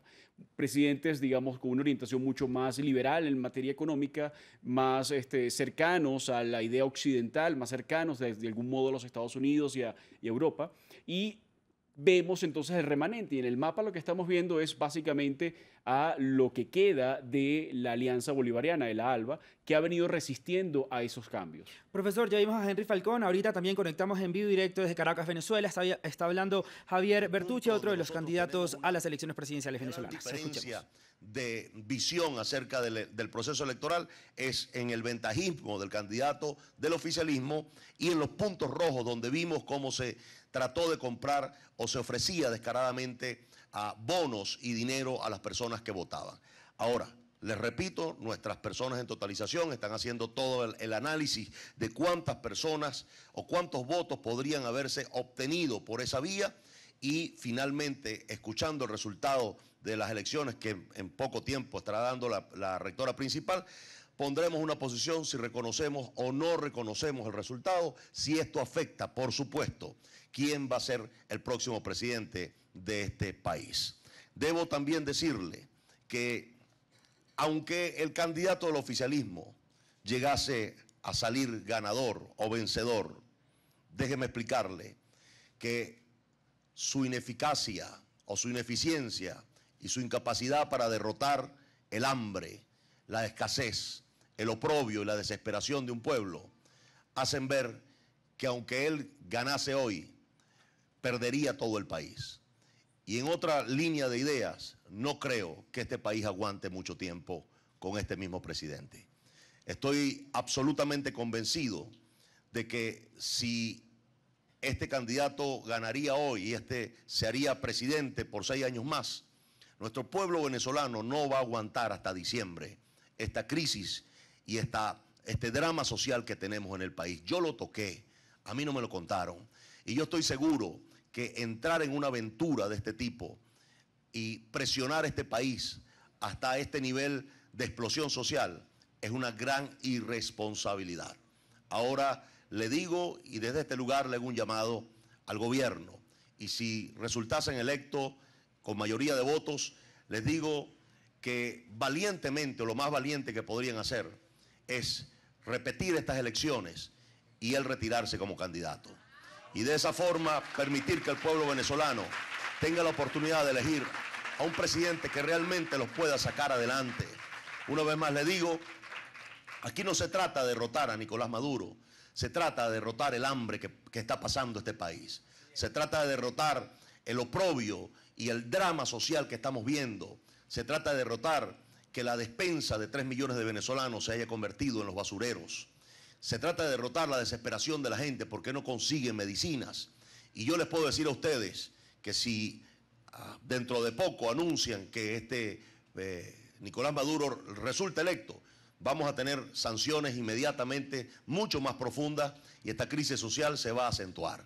Yo les digo, yo voy a seguir en la calle, no importa lo que pase dentro de un rato, yo estoy decidido a seguir en la calle, apoyando a mi pueblo, recorriendo el país y dándole un liderazgo a este país que lo necesita urgentemente. Yo les puedo asegurar ahora que más que nunca este pueblo necesita unidad. Y le hago un llamado entonces desde aquí también a los partidos de oposición que llamaron a la abstención. Yo creo que también eso fue un error. Y me parece que debemos irnos a un reencuentro, a un diálogo, todos los que nos oponemos a este gobierno, y poder construir una opción real que nos pueda dirigir hacia una victoria segura y hacia un futuro seguro en este país. Creo que una de las cosas que le salió muy bien al gobierno fue dividirnos en muchos pedazos y hacer planteamientos diferentes. Ahora bien, reconociendo todos los esfuerzos que hicimos. Bueno, ya ustedes lo están escuchando en pantalla, Javier Bertucci, uno de los candidatos a la presidencia de ese país. Él todavía no ha dicho que acepta los resultados, está como precavido ante el anuncio del Consejo Nacional Electoral de Venezuela. La hiperinflación ha sido otro de los factores que más ha afectado a los venezolanos en esta crisis. Tras estas elecciones, donde el presidente Nicolás Maduro aspira a la reelección de Venezuela, atraviesa escasez de alimentos, medicinas y una aguda crisis económica caracterizada por una hiperinflación que podría superar el 13.000% en 2018, según el Fondo Monetario Internacional. Veamos el siguiente reportaje de Herminia Fernández, nuestra corresponsal de France 24 en Caracas. Nelly Larco acaba de regresar del supermercado con las manos vacías después de un intento de comprar alimentos a un precio justo. Pero no tuvo suerte, pues encontró que los productos habían aumentado de precio otra vez en una semana. Aunque desde hace un mes no tiene papel higiénico en su casa, no pudo comprarlo, pues su precio superaba el sueldo completo que recibe como empleada de una alcaldía. Total a pagar 614.000. Está en el nuevo bono monetario, pero finalmente yo gano 300 bolívares quincenal. Tiene sus propios métodos para sustituirlo. Almacenamos agua y nos lavamos con el jabón que tengamos. Con el jabón que tengamos. La mayoría de los venezolanos en las casas se está haciendo eso. Yo en mi casa lo hago, no tengo papel higiénico. 2 días después, Larco reunió para comprar el papel higiénico y cuando regresó, no había. El papel cuando vuelva a venir ya pasará que 700, 800, 900.000 bolívares el paquete de papel. Este es un episodio que viven casi a diario las familias venezolanas, que según expertos se encuentran en un proceso acelerado de empobrecimiento por culpa de la inflación calculada en 13.000%, cifras de la Asamblea Nacional entre abril 2017 y abril 2018. No solamente en esta casa, sino en muchísimas y en la mayoría de las familias venezolanas es que se comía 3 veces en el día. Se desayunaba, se almorzaba y cenaba. Y nosotros aquí hacemos una sola comida en el día. O sea, comemos de repente a las 4 de la tarde, 5 de la tarde, hacemos una comida grande. Según el economista Omar Zambrano, este año Venezuela ha tenido inflaciones del 80% al mes y se espera que cierre el año en más de 1000%. Estamos en una fase de la hiperinflación, que es lo que los economistas llamamos una fase inestable, donde todos los precios se ajustan desordenadamente. Entonces, como no hay ninguna referencia, no hay ninguna ancla en la economía, hay como una competencia entre todos contra todos. El profesor universitario y constituyente David Paravicini tiene otra opinión sobre el proceso inflacionario. Señala que mafias de Colombia imponen un precio al dólar en Venezuela y esto altera los precios del mercado porque casi todo lo que se consume en el país es importado. Es un ataque brutal contra la economía venezolana, desde la economía dirigida por los Estados Unidos y con apoyo en estas organizaciones delincuenciales que están ubicados en Cúcuta y que fijan el tipo de cambio de manera arbitraria. Pero la crisis no solo afecta a la compra de alimentos, también los medicamentos. Darwin Paradas, un joven que a diario sale a buscar las medicinas para la enfermedad del corazón de su madre y para su osteomielitis, critica que la respuesta del problema por parte del gobierno sea que todo es un ataque internacional. Toma antibióticos ocasionalmente. De los 7 medicamentos que necesita, solo encontró en la farmacia uno que cuesta 2.500.000 bolívares y que no pudo pagar porque no le alcanza ni con la pensión de su mamá ni con su sueldo. Paradas, ante la falta de poder adquisitivo, decidió abandonar el tratamiento. Yo no me hice más tratamiento. Por ejemplo, yo la pierna no me he hecho. Hemos intentado hacer una medicina alternativa como la homeopática. Mi mamá ya tiene alrededor de 3 meses, 2 meses que no toma tratamiento completo y lo que decidimos fue, bueno, que sea lo que Dios quiera, pues. Y no tenemos más opción, pues, porque comprarlo así o es comprar las medicinas o comida. Entonces, lo primordial sería comer, pues. Venezuela está viviendo los peores embates macroeconómicos que haya vivido país en Latinoamérica los últimos años, según dicen los analistas.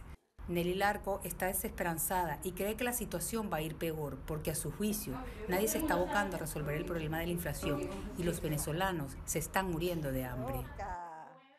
Y vamos en directo con la señal de Venezolana de Televisión, la cadena estatal venezolana, porque ya está saliendo la presidenta del Consejo Nacional Electoral, Tibisay Lucena, a la sala donde se encuentran todos los periodistas. Posiblemente ya en algunos segundos vamos a escucharla diciendo que los resultados de estas elecciones presidenciales, ahí le ven ustedes en pantalla, Tibisay Lucena, la presidenta del Consejo Nacional Electoral venezolano. Estamos a la espera de que anuncie los resultados de quién ha sido el ganador, o posiblemente a lo mejor ya va a anunciar una tendencia, como siempre pues se prevé que sea una tendencia irreversible del candidato que más votos ha sacado en estas elecciones presidenciales. Tibisay Lucena, como la ven en pantalla, presidenta del Consejo Nacional Electoral de Venezuela, ya se encuentra en la sala donde está toda la prensa nacional e internacional, pendiente de las declaraciones de la señora Lucena, que dirá el ganador de estos comicios electorales, comicios que han sido cuestionados por la comunidad internacional, comicios que han sido cuestionados también por la oposición. Ahí parece que ya dentro de pocos segundos va a hablar la señora Lucena y pues está en directo por medio de la señal de Venezolana de Televisión, la señal estatal del Estado venezolano. Escuchemos. Buenas noches. A esta hora podemos decir que ya tenemos las tendencias irreversibles. En primer lugar, queremos agradecerle a todo el personal del Consejo Nacional Electoral que trabajó incansablemente especialmente en las últimas semanas, para hacer posible este día con buena organización, con buen funcionamiento y con una mayor transparencia y un mejor funcionamiento de nuestro sistema electoral. A la Fuerza Armada Nacional Bolivariana, muchísimas gracias.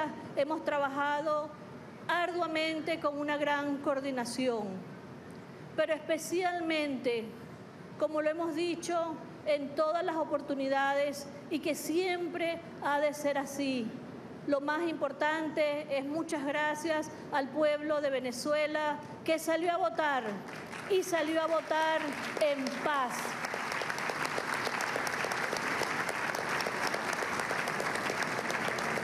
Hemos tenido un proceso electoral sin ninguna incidencias que lamentar. Hemos podido tener un proceso electoral que transcurrió como siempre ha sido la tradición ya de Venezuela, del pueblo de Venezuela, con gran tranquilidad, con gran civismo. Así que les pedimos a todos y todas y les decimos, el pueblo de Venezuela se pronunció y les pedimos a todos, a todas, nacionales e internacionales, que respeten los resultados electorales, que respeten al pueblo de Venezuela que decidió y decidió en paz qué es lo que quiere y el futuro de este país. Y como lo dijimos, que tenemos tanta confianza en este pueblo, lo decidió en paz y en civismo. Con el 92.6% de transmisión, con una participación del 46.01% y una proyección al 48% de participación, con 20.527.571 electores y electoras inscritas, con un total de 8.603.936 de votos válidos, podemos decir: Nicolás Maduro Moros con 5.823.728 votos. Henry José Falcón Fuentes, 1.820.552. Javier Alejandro Bertucci Carrero, 925.042 votos. Reinaldo José Quijada Cervoni, 34.614 votos. A partir de este momento se autoriza a las juntas regionales para que en todos aquellos cargos con tendencia irreversible puedan ser adjudicados. Aproximadamente en una hora los resultados hasta mesa pueden ser consultados en la página del Consejo Nacional Electoral. Muchísimas gracias. El Consejo Nacional Electoral agradece a los medios de era la comunicación presidenta del Consejo Nacional Electoral de Venezuela, la señora Tibisay Lucena, que anunció al candidato presidente Nicolás Maduro con 5.823.728 votos. También Henry Falcón, que ya dijo que no reconocía estos comicios, con 1.820.532 votos. Luego Bertucci con 925.042 votos y por último con 34.614 votos el candidato Quijada. ¿Cómo se pueden leer estos resultados? Que además dijo que hubo una participación de más de 8 millones de personas. ¿Es congruente estos 8 millones de personas con abstención que se vivió hoy en las calles de Venezuela? No es congruente con ninguno de los datos que se viene manejando por partidos políticos, sociedad civil y agencias internacionales que han venido siguiendo el proceso del día de hoy. Pero decíamos al principio, los resultados del día de hoy en realidad siempre van a estar bajo cuestionamiento, tomando en cuenta que incluso en la última elección, la elección que llevó a la actual Asamblea Nacional Constituyente, la propia empresa que históricamente le ha hecho todo el trabajo, digamos, de software y hardware el Consejo Nacional Electoral de Venezuela, Smartmatic, dijo que no había posibilidad real de que se pudiesen auditar los resultados que se están arrojando. Y de hecho, la misma empresa salió del país. Entonces, no hay credibilidad con respecto a esto.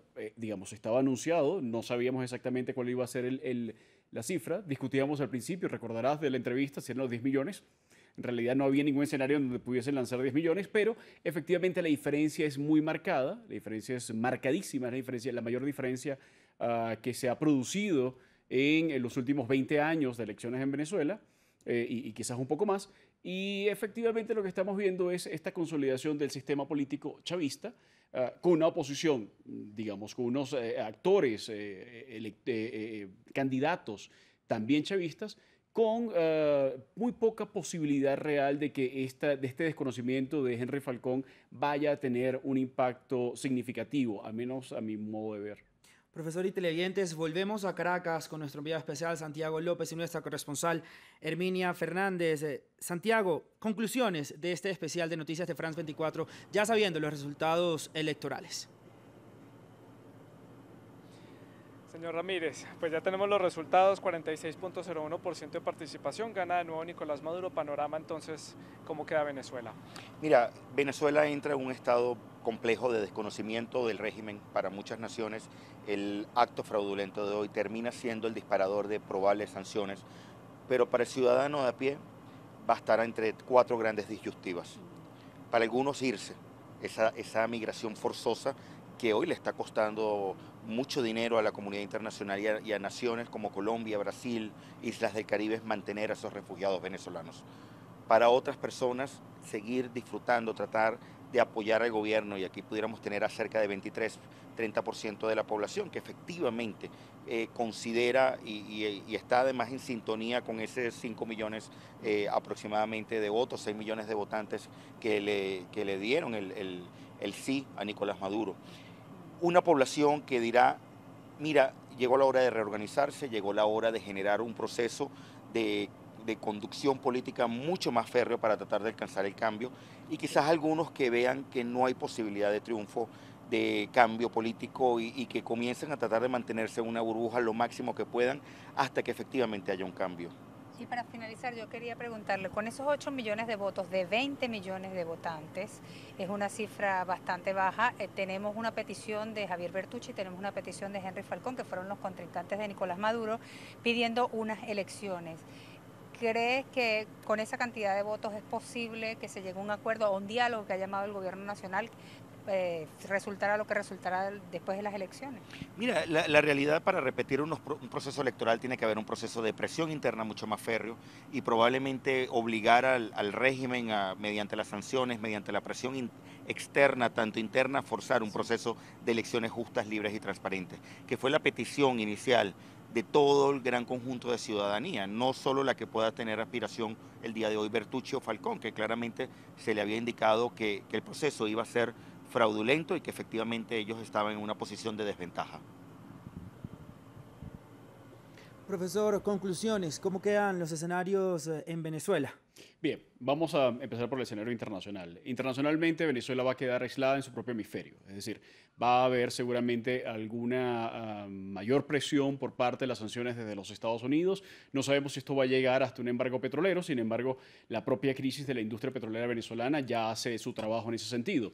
Por otra parte, la OEA, Grupo de Lima, va a generar mayor presión y obviamente va a tener que generar algún tipo de mecanismo para poder contener lo que va a ser entonces una nueva oleada de migrantes venezolanos. Sin embargo, la estrategia del gobierno de Nicolás Maduro ya viene cantada hace mucho tiempo y es vincularse mucho más con países fuera de la región. Vamos a ver entonces mayor vinculación con Rusia, con China, ahora que el acuerdo nuclear con los Estados Unidos e Irán está prácticamente muerto, al menos desde el lado de Washington. Vamos a ver nuevamente las relaciones con Irán florecer y Venezuela se va a convertir en buena medida en una especie de enclave de Eurasia, de potencias eurasiáticas extrarregionales, con una vinculación muy estrecha ahora con la Turquía de Erdogan, y eso vamos a verlo, vamos a ver una transformación importante de las exportaciones venezolanas, tratando de llevar eso a, digamos, la mayor parte de su crudo a mercados no tradicionales, y que efectivamente va a mantener una situación de zozobra y de tensión en materia de seguridad regional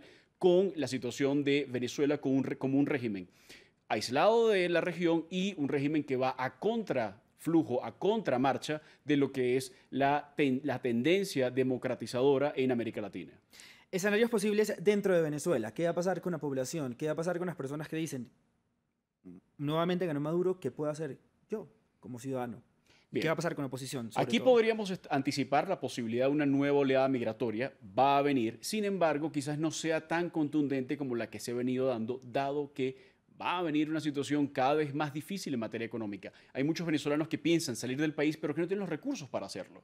Vamos a ver entonces cómo las fronteras terrestres van a ser efectivamente esa válvula de escape para muchos venezolanos. Vamos a ver mayor presión entonces en los estados fronterizos del norte de Brasil y en los estados fronterizos del oriente de Colombia, que van a recibir nuevas oleadas de personas que van a tener menos capacidades para poder efectivamente emprender un viaje migratorio mucho más complejo.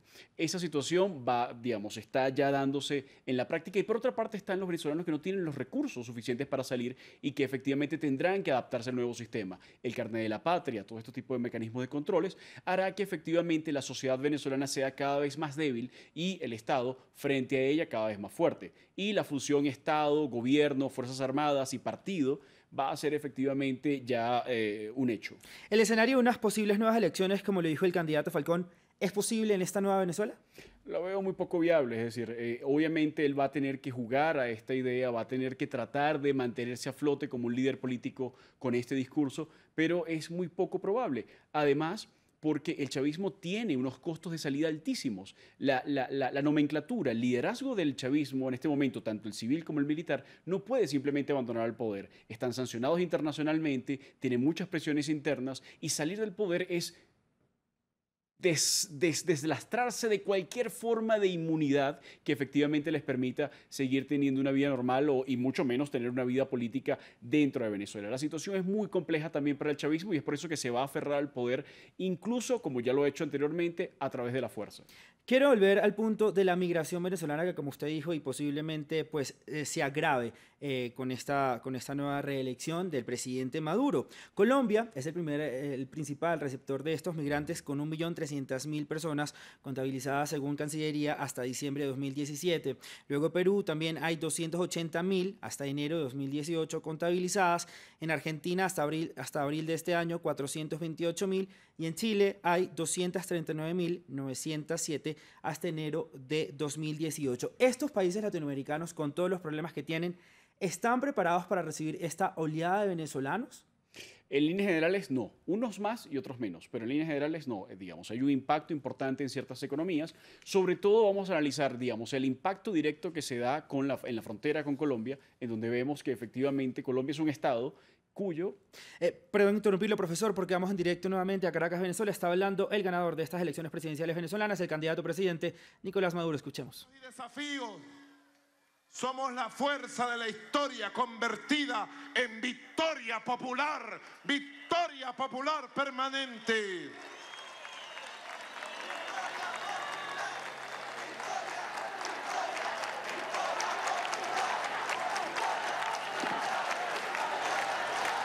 Solo puedo decir desde mi corazón a todos ustedes, gracias por tanta nobleza al pueblo. Gracias por tanto coraje, tanta valentía. Gracias por tanta conciencia popular. Gracias por los valores. Gracias por sobreponerse a tantas agresiones, a tantas mentiras. Gracias por acompañarme en tantos combates y gracias por hacerme presidente de la República Bolivariana de Venezuela para el periodo 2019-2025. Gracias, pueblo amado de Venezuela.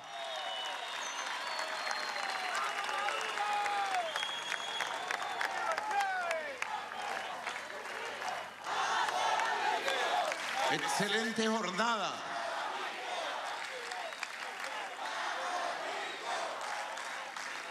Y lo dije, esta es la victoria. Para que tomen nota todos los que tienen que tomar nota. Esta es la victoria número 22 en 19 años. Conquistada en base a esfuerzo, al trabajo, a la conciencia. Conquistada en base a un poderoso movimiento de pueblo unido, de pueblo luchador. Cuánto han subestimado al pueblo revolucionario. Cuánto me han subestimado a mí. Y aquí estamos, victoriosos otra vez. Aquí estamos, con el pueblo, dispuestos a seguir trabajando el rumbo de la patria buena, de la patria bonita, de la patria para todos y para todas. Pero además es la cuarta victoria en hilo, en fila. 30 de julio pasado, la hermosa victoria de la Asamblea Nacional Constituyente para lograr la paz. El 15 de octubre, pelo a pelo, nos disputamos todas las gobernaciones, con la oposición toda unida en un solo candidato en los 23 estados y le ganamos 19 estados por la línea del medio. Pelo a pelo los derrotamos. Los derrotamos en los estados y los derrotamos en el voto nacional del 15 de octubre. Y ahí cogieron miedo. Ahí cogieron miedo. Y una parte entonces se hicieron los locos para no participar en las elecciones de las 335 alcaldías el 10 de diciembre, donde también tuvimos una victoria heroica, histórica, de 308 alcaldías. Y recuerdo esto porque hay que poner todo en contexto. Cómo viene la fuerza reanimándose, reconstruyéndose, enfrentando los retos regionales, municipales, nacionales. Y hoy el pueblo dio una lección definitiva. Estamos obteniendo el 68% de los votos populares. 47 puntos de diferencia con el candidato Henry Falzón. 47 puntos de diferencia.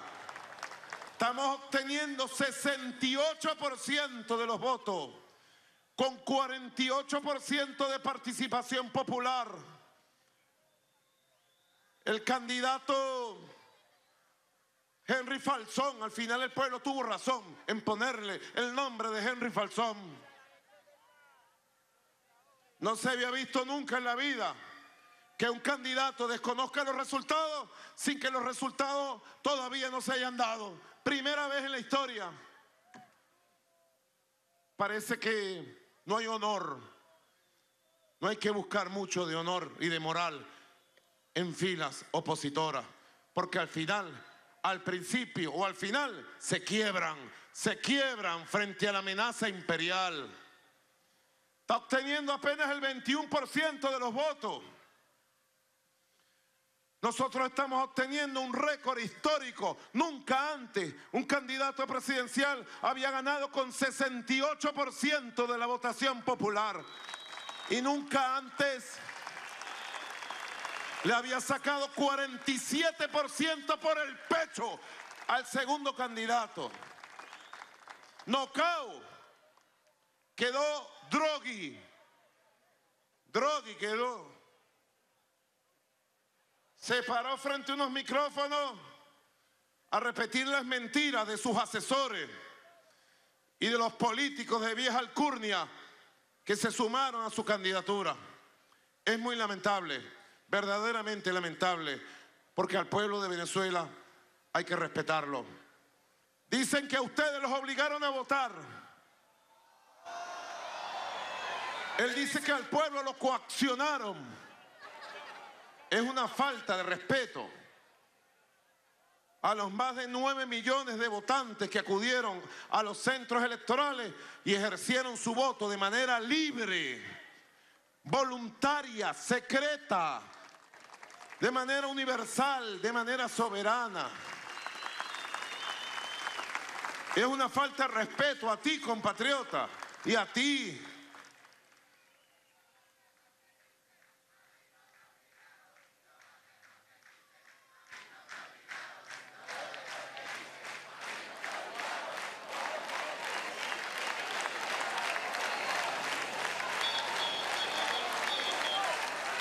Así es.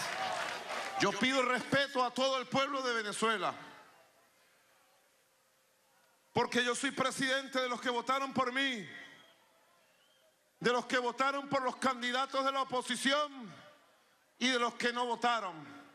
Y yo hoy mismo, domingo 20 de mayo, convoco a una gran jornada de diálogo nacional, de reencuentro nacional con todos los sectores políticos, económicos, sociales, culturales de Venezuela. Reencuentro, reconciliación, diálogo permanente es lo que necesita Venezuela, y no peleas estériles de tú me dijiste y yo te dije. No, Venezuela necesita, y yo lo voy a hacer, lo dije.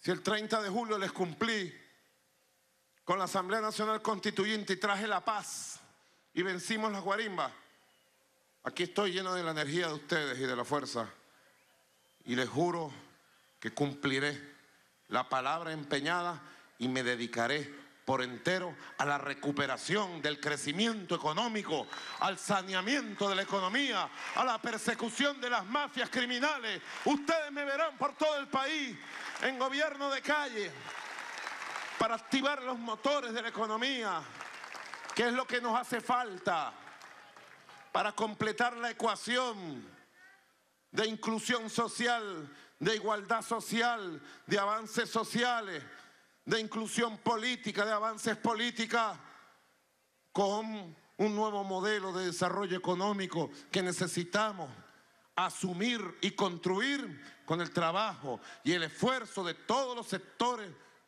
de la Venezuela productiva, de la clase obrera, de los sectores empresariales, de la clase media. Mi llamado es amplio.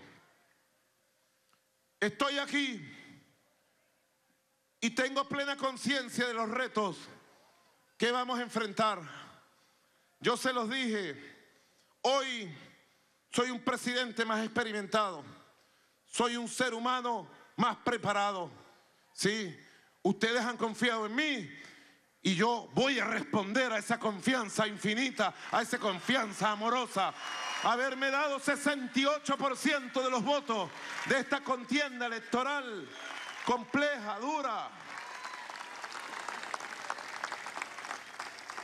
No es fácil, no es poca cosa hablar de la guerra que le han hecho al pueblo porque había elecciones presidenciales. Hoy le sabotearon el transporte al pueblo en muchas ciudades del país para que no pudiera ir a votar. Lo sé, sé quién lo hizo, sé con qué dinero lo pagaron, y va a haber justicia quienes le sabotearon al pueblo su derecho a la movilidad, al movimiento. Pido el apoyo de los gobernadores, de los alcaldes, las alcaldesas, las gobernadoras. Que eso no se quede así.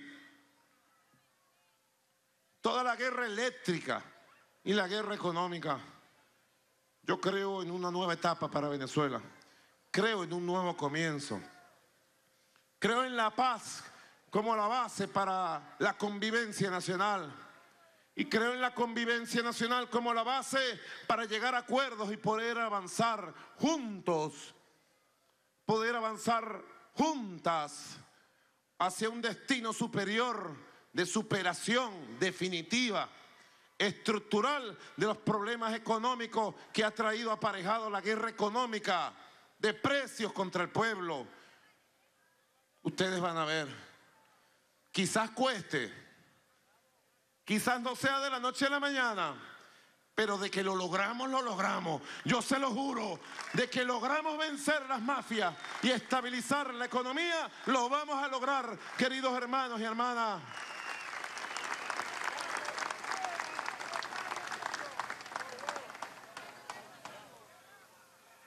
¡Que viva el pueblo de Venezuela! Quiero saludar y reconocer el inmenso esfuerzo que han hecho los miembros de mesa, el Consejo Nacional Electoral, sus 5 rectores y rectoras, todo el poder electoral venezolano.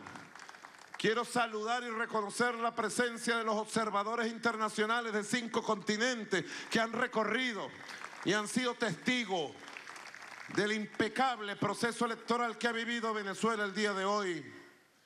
Quiero reconocer, saludar y pedir un aplauso bien fuerte a la Fuerza Armada Nacional Bolivariana, al Plan República, que estuvo protegiendo. Ahí ustedes lo estaban escuchando, el presidente ganador de estos comicios electorales, nuevamente Nicolás Maduro. El presidente agradeció al pueblo venezolano que votó por él y también el que no votó por él va a ser presidente desde el año 2019 hasta 2025. Ganó con el 68% de los votos, con 47 puntos de diferencia del principal candidato o contendiente Henry Falcón, y además agradeció también al Consejo Nacional Electoral. Profesor, también le quiero dar las gracias a usted por venir y acompañarnos toda esta hora y algo de especial de las elecciones venezolanas en France 24. Muy buenas noches. Siempre un gusto, gracias. También vuelvo a Caracas para despedirme de mis compañeros, de Santiago López, enviado especial, y de nuestra corresponsal en la capital venezolana, Herminia Fernández. Muchísimas gracias por estar con nosotros, y también al analista político Osvaldo Ramírez, quien nos acompañó y los acompañó a ustedes durante todo este tiempo de especial en France 24. Gracias.